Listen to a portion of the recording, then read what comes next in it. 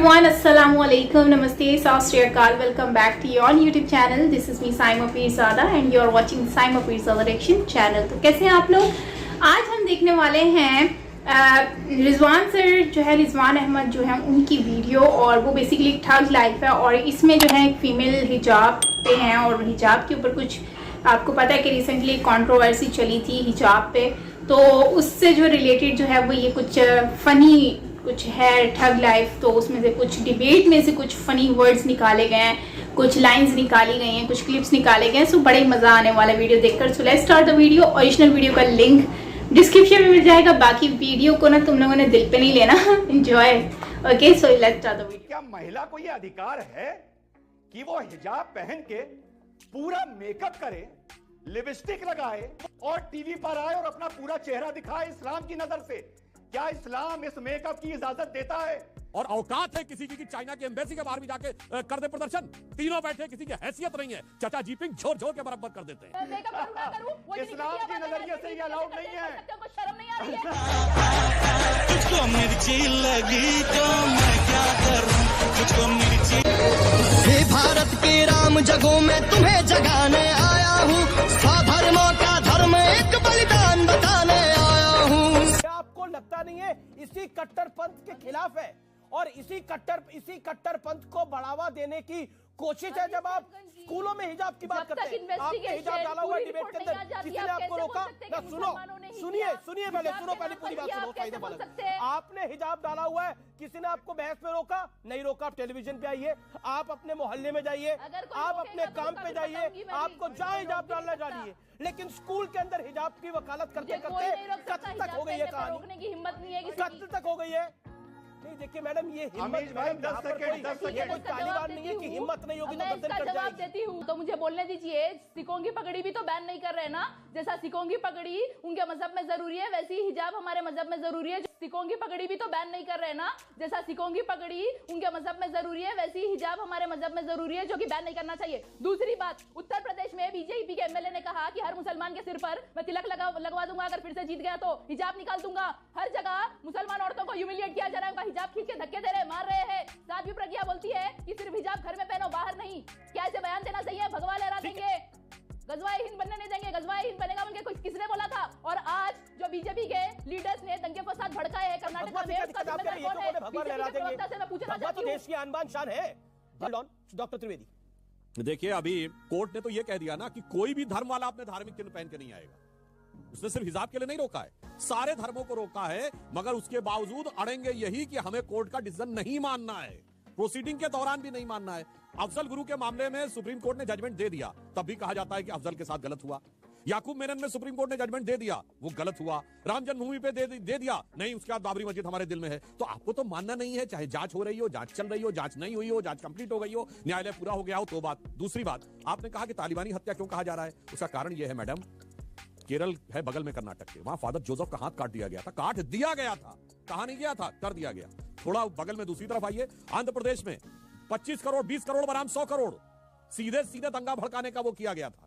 आइए वो 15 मिनट के लिए पुलिस हटा लो, महाराष्ट्र में कहा गया था। और आइए उत्तर प्रदेश में डेनिस कार्टूनिस्ट के लिए हाजी याकूब कुरैशी ने 10 करोड़ का फतवा दिया था।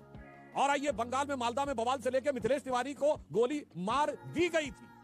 ये सब तो किया जा चुका है, इसके आधार के ऊपर यह पूरा संदेह लगता है। और मैं आखिर में एक बात विनम्रता से कहता हूं, इन्होंने बड़ी हिम्मत की बात कही थी। सईदा जी, आपने कहा था कि अगर हमारा हिजाब कोई उतारेगा तो हम उसको देख लेंगे। मैं विनम्रता से कहता हूं, दुनिया में एक देश है जिसने हिजाब ही नहीं छीन रखा, टोपी भी उतरवा रखी है, दाढ़ी भी नुचवा रखी है और कह रखा है कि मैं मोहम्मद साहब का नाम भी नहीं ऐड करने दूंगा, रमजान भी नहीं रखे दूंगा। वो है चाइना। और औकात है किसी की चाइना के एम्बेसी के बाहर भी जाके कर दे प्रदर्शन? तीनों बैठे, किसी की हैसियत नहीं है, चाचा जीपिंग झोर झोर के बराबर कर देते हैं, चाचा जीपिंग झोर झोर के बराबर कर दे। और ये भी कहना चाहता हूं, उसके बाद दुनिया में सबसे बड़े हलाल मीट का एक्सपोर्टर चाइना, या चाइना का हलाल का मीट खाएंगे। दुनिया में सबसे बड़े टोपी का एक्सपोर्टर चाइना, वो टोपी सर पे रखेंगे, जिसके ऊपर नमाज पढ़ते हैं, जिया नमाज, उसका सबसे बड़ा एक्सपोर्टर चाइना, उस पर बैठ के नमाज पढ़ते हैं। गजब की गैरत है भाई, गजब की गैरत है। जो आपको सबसे ज्यादा जलील करता है, आपको कंसंट्रेशन कैंप में रखता है, उसका दिया हलाल का मीट खाते, उसके रखी हुई टोपी पहनते, उसके जिये नमाज पे बैठ के वो करते, और किसी की हैसियत नहीं कि किसी चाइना की एम्बेसी के बाहर चूम ही बोल, चूम ही बोल।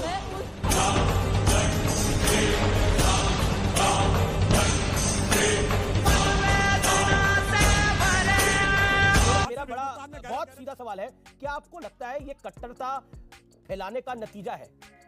सुधांशु जी, सबरीमाला पर सुप्रीम कोर्ट ने ये ऑर्डर दिया था कि महिलाएं मंदिर के अंदर घुस सकती हैं, लेकिन उसके बावजूद भी महिलाओं को मंदिर के अंदर प्रवेश नहीं दी गई और बीजेपी वाले महिलाओं के विरोध में थे और मंदिर प्रशासन के समर्थन में थे। वहां पे सुप्रीम कोर्ट का ऑर्डर आपको याद नहीं आ रहा था क्या? सिर्फ हिजाब मामले में हाई कोर्ट का ऑर्डर याद आता है। दूसरी बात, पॉइंट नंबर 2, सरकार किसकी थी? शोएब भाई, किसने प्रवेश नहीं दिया? सरकार किसकी थी? पूरी बात बोलिए। सुप्रीम कोर्ट के ऑर्डर के बाद भी बीजेपी वाले जो है वो महिलाओं के विरोध में खड़े थे और यहाँ से मंदिर प्रशासन के साथ खड़े थे। अब आप बीच में ना बोलिए, आप बोल रहे थे तो मैं नहीं दिया। आप पॉइंट नंबर बोलिए ना, पूरी बात बोलिए, पूरी बात। पॉइंट नंबर 2 सरकार थी, कम्युनिस्ट पार्टी पूरी बात बोलेंगे। पॉइंट नंबर 2 हमारा तो एक भी विधायक नहीं है। अब पॉइंट नंबर 2, दूसरी बात यह है, इस तरीके से हिजाब को जोड़ा जा रहा है इस घटना के साथ, देश भर की लाखों मुस्लिम बेटियों की जिंदगी पे खतरा आ गया है। ओ दर दर दे मैं टुकड़े मंगदा, ओ ते मंग के करदा। उनके आबरू इज्जत पे खतरा हो चुका है, इसलिए बहुत गैर जिम्मेदाराना बयान नहीं देना चाहिए। एक गैर जिम्मेदाराना बयान, एक घटिया बयान, इसकी निंदा होनी चाहिए। और ये रावण की तरह कौन हंस रहा है? मुस्लिम बेटियों को आप खतरे में ला करके रावण की तरह, शर्म आती है? बिल्कुल निर्लजता और बेशर्मी का मुजाहरा है ये। शर्म नहीं आती? घटिया आदमी, तुम रावण की औलाद हो, रावण की औलाद है तुम, तुम्हारी भी बेटी होगी। लानत है तुम जैसे लोगों पर। वाह, क्या एक्टिंग कर रहा है। पूरे देश की माँ बेटियों को थूकना चाहिए इसके मुंह पर, ये थूकने के काबिल है। देखिए लाखों बेटियों की जिंदगी नहीं, देखिए इसको आप इमोशनल एंगल में इधर देखिए, ये किसी को थूकना चाहिए, किसी को चप्पल मारनी चाहिए। अब आप बड़ा प्रेम बांट रहे हैं, आप उनको कह रहे थे वो आइडिया दे रहे हैं, आप तो थूक रहे हैं। अब आप मुझे बताइए, आप थूकने की बात कर रहे हैं, मतलब उन्होंने बोला कि इस तरह के नैरेटिव पे तो पहुंचा चला जाता है। अखलाक की जब हत्या हुई थी तो अखलाक का नैरेटिव क्या निकाला था आपने? 12 घंटे इससे पहले ही निकाल दिया था। पुलिस की पहली जीप आने पहुंची थी, नैरेटिव निकल गया था कि मार दिया इसको। भगवाधारी गुंडों ने नैरेटिव निकाल दिया था ना, निकाला था ना कि नहीं निकाला था? एक सेकंड। और यहाँ पर हिजाब पर उस व्यक्ति ने, उस लड़के ने फेसबुक पोस्ट लिखा और उसके बाद उसकी हत्या कर दी गई है। तालिबानी स्टाइल में हत्या हुई है और नाम आपके सामने 5 और आरोपियों के। क्या बोलेंगे आप? नहीं, देखिए, आप कह रहे हैं कि हत्या भी कर दी जाए, कोई उफ तक ना करे, कोई हत्या भी कर दी जाए, कोई बोले भी ना। अमीश भाई, एक तो मेरे शोएब भाई ने बोला कि इनके मुंह पर थूकना चाहिए। भाई देखिए अमीश भाई, शोएब भाई मेरे मुंह पर थूक लें, मुझे कोई प्रॉब्लम नहीं है, बस किसी हांडी में, किसी खाने की प्लेट में ना थूकें, बस इतना रहम करें। अमीश भाई, ये लोग इस्लाम और हिजाब की बहुत दुहाई देते हैं, अभी मोहतरमा ने भी बोला कि कुरान में वो लिखा है कोई हमारा हिजाब नहीं हटवा सकता, वगैरह वगैरह। अमीश भाई, जरा शोएब भाई से और ये जो बीच में साहब कूद पड़े थे, जरा इनसे ये एक बात पूछिए और इसमें कोई महिला बोल के नाराजगी ना करे। एक बड़ा रेलेवेंट सवाल पूछ रहा हूं इस्लाम की नजरिए से। अमीश भाई, क्या महिला को यह अधिकार है कि वो हिजाब पहन के पूरा मेकअप करे, लिपस्टिक लगाए, वो हिजाब पहन के पूरा मेकअप, लिपस्टिक लगाए और टीवी पर आए और अपना पूरा चेहरा दिखाए इस्लाम की नजर से? क्या इस्लाम इस मेकअप की इजाजत देता है? क्या इस्लाम इस लिपस्टिक की इजाजत देता है? नहीं। क्या इस्लाम इसकी इजाजत देता है कि हिजाब पहनकर तुम पूरे मुंह पर मेकअप करो और तुम टीवी पर आओ और तुम समाज में जाओ? नहीं देता इस्लाम इसकी इजाजत। लेकिन ये लोग इस्लाम को अपने हिसाब से इंटरप्रेट करते हैं। की बात कर रहे थे, जवाब दीजिए। सईदा जी, आप जवाब दीजिए इसको। सईदा फलक जी, आप जवाब दीजिए। हमारे के जवाब के लायक नहीं। फ्रीडम ऑफ चॉइस है, मैं कुछ भी करूं। वो कौन होते हैं बोलने वाले? मैं हिजाब करूं ना करूं? मैं सिखों की पगड़ी भी तो बैन नहीं कर रहे ना। जैसा सिखों की पगड़ी उनके मजहब में जरूरी है, वैसे ही हिजाब हमारे मजहब में जरूरी है। फ्रीडम ऑफ चॉइस है, मैं कुछ भी करूं। वो कौन होते हैं बोलने वाले? मैं हिजाब करूं ना करूं, मैं हिजाब करूं ना करूं, मैं मेकअप करूं ना करूं, वो इस्लाम के नजरिए से ये अलाउड नहीं है। शर्म नहीं आ रही है? तो फ्रेंड्स, था ये हमारा आज का video, very interesting. Nitin ji जो है, सो फ्रेंड्स, ये था हमारा आज का वीडियो, वेरी इंटरेस्टिंग। लेकिन ये है कि हिजाब के ऊपर जो कंट्रोवर्सी चली थी तो वो तो केरला में चली थी ना, कर्नाटका में चली थी, किस तरह से वो हिजाब का हुआ था। लेकिन उस पर बहुत सारे लोग जो हिजाब नहीं पहनते थे ना, वो लोग भी आके ना न्यूज़ में आके बैठना स्टार्ट हो गए थे, वो सिर्फ दिखावरे के लिए। क्योंकि देखो, बहुत सारे ऐसे लोग मैंने देखे हैं जो पहले नहीं पहनते थे, जब हिजाब का इशू आया तो फिर उसमें वो हिजाब पहनना शुरू हो गया, टीवी में बैठ जाते थे। तो अब जैसे कंट्रोवर्सी खत्म हुई है, सारे अपने ट्रैक पे आ गए।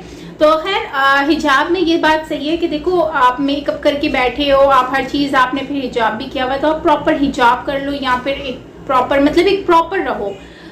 ठीक है, हिजाब किया है, अपने आप को कवर करके आई हैं, ये एक अच्छी बात है कि हर किसी का अपना चॉइस होती है कि वो अपने बालों को कवर करे या जिस तरह से भी वो गेटअप बना कर रखे। लेकिन अगर इस्लाम के दायरे में देखें तो इस्लाम के दायरे में तो ये मेकअप अलाउ ही नहीं है कि आप मेकअप करो, ठीक है, लिपस्टिक लगाओ और इस टाइप की कोई चीज़ करो। लेकिन लोग कर रहे हैं आजकल के दौर में, और इवन दो आपने जीन्स शर्ट पहनी होती है उसके ऊपर हिजाब पहना हुआ होता है और लोग जो है वो घूम रहे हैं। तो हमारे यहाँ पर ना सोसाइटी में बहुत किस्म के लोग हैं जिसमें आपको हर तरह के मिलेंगे। सपोज दैट कि मैंने अगर जैसे ये कमीज शलवार पहनी हुई है तो आप यकीन माने कि इस पे भी लोग टॉन्ट करेंगे कि हाँ तुमने ये शलवार कमीज पहनी है बट आपने दुपट्टा नहीं पहना। तो यार आपको दुपट्टा पहनना चाहिए था, मतलब ढींग फलान फलान फलान इस तरह से। तो अगर मैंने दुपट्टा ओढ़ा होगा, लाइक मैंने गले में लिया है, तो कहेंगे हाँ तुम फिर भी अच्छी नहीं हो, तुम तो सर पे दुपट्टा ले लो फिर अच्छी लगोगी। अगर मैं सर पे दुपट्टा लूंगी फिर बोलेंगे हाँ हिजाब करो, ऐसे दुपट्टा लेने से क्या होता है, हिजाब करो। हिजाब करूंगी तो फिर बोलेंगे हाँ हिजाब करने का क्या फायदा, निकाब तो किया ही नहीं। मतलब आप कुछ भी कर लो ना, यहाँ पर कोई खुश नहीं है। लेकिन जीन्स के ऊपर मुझे लगता है कि हिजाब का कोई कॉन्सेप्ट नहीं बनता। जीन्स शर्ट के ऊपर तो लड़कियां तो आजकल वो भी कर रही हैं, मेकअप भी करती है। चलो मेकअप समझ आता है कि खुद को थोड़ा आजकल सोसाइटी के हिसाब से बंदा ग्रूम करता है, तो ग्रूम करना बुरी बात नहीं है खुद को, क्योंकि आजकल का सोसाइटी के हिसाब से लोग चल रहे हैं। बाकी हिजाब इज चॉइस, मतलब हर किसी की अपनी चॉइस है। मैं नहीं लगाती हिजाब, मुझे नहीं मतलब ऐसा नहीं कि लगाना पसंद नहीं है, बट मुझ पे सूट नहीं करता। मैं जब भी लगाती हूँ तो मेरा फेस क्योंकि वाइड है, मतलब राउंड है थोड़ा सा, तो इस वजह से वो ना मुझ पे सूट नहीं करता। बहुत सारी लड़कियां जिनमें बहुत ज़्यादा सूट करता है तो वो लगाती हैं। तो ये चॉइस पे भी होता है और आपकी मर्जी है। अगर इस्लाम के दायरे में रह कर करोगे तो फिर तो हर तरह से आपको कवर करना है खुद को, ठीक है। तो ये चीज़ होती है।